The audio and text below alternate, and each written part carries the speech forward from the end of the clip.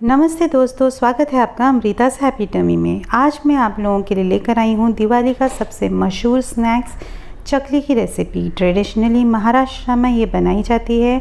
बहुत ही सिंपल तरीके से मैंने ये रेसिपी आप लोगों के साथ शेयर की है और यहाँ पे बिना मशीन के भी हम चकली बनाएंगे और विथ मशीन भी बनाएंगे। तो दोनों ही तरीके एकदम सिंपल है, जो आपको कन्वीनियंट लगे आप बना सकते हैं। तो चलिए बढ़ते हैं आज की एक रेसिपी की ओर। आज की रेसिपी के लिए यहाँ पर मैंने 2 कप पानी का इस्तेमाल किया है। आप कप के बजाय कोई और बर्तन का भी इस्तेमाल कर सकते हैं।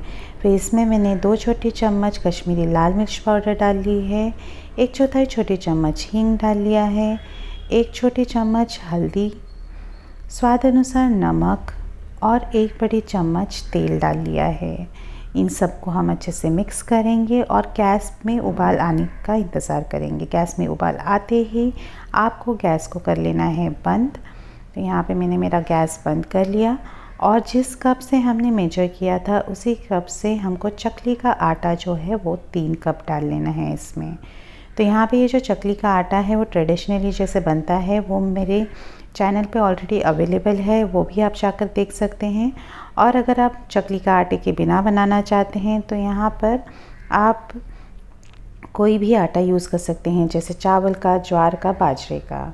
इसको हमने ढक कर रख दिया था जब तक ये थोड़ा सा रूम टेम्परेचर का आसपास नहीं आ सकता, जैसे कि आप इसे इजीली गूंद सकें। फिर इसको मैंने अच्छे से एक बड़े प्लेट में निकाल लिया है और अब मैं इसको गूंदूंगी कि इसका एक अच्छा सा डो बन जाए।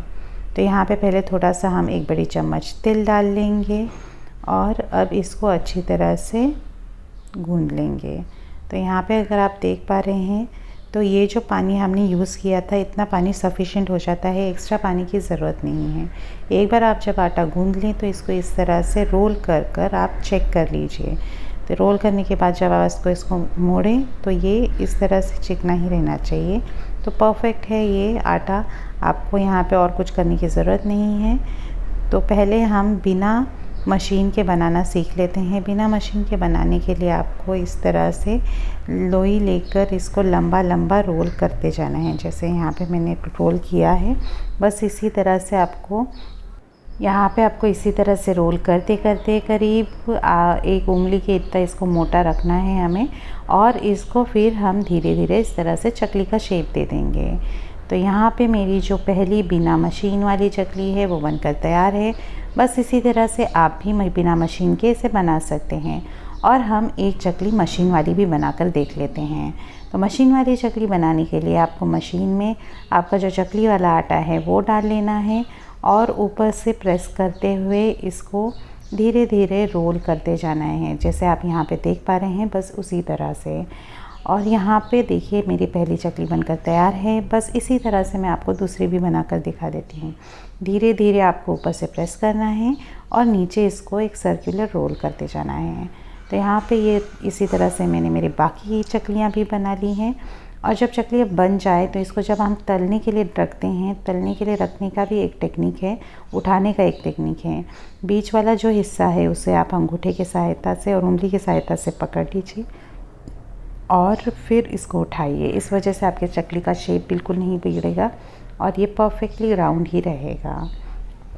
तो यहाँ पर मेरी सारी चकलियाँ बन गई हैं और अब मैं इनको फ्राई कर लूँगी। तो फ्राई करने के लिए मैंने पहले ही तेल गरम करने के लिए रख दिया था। इसमें से थोड़ा जो है एक आटा का लोई डालकर देख लिया है, परफेक्टली तेल गरम है। तो अब इसमें हम हमारी चकलियाँ डाल लेंगे।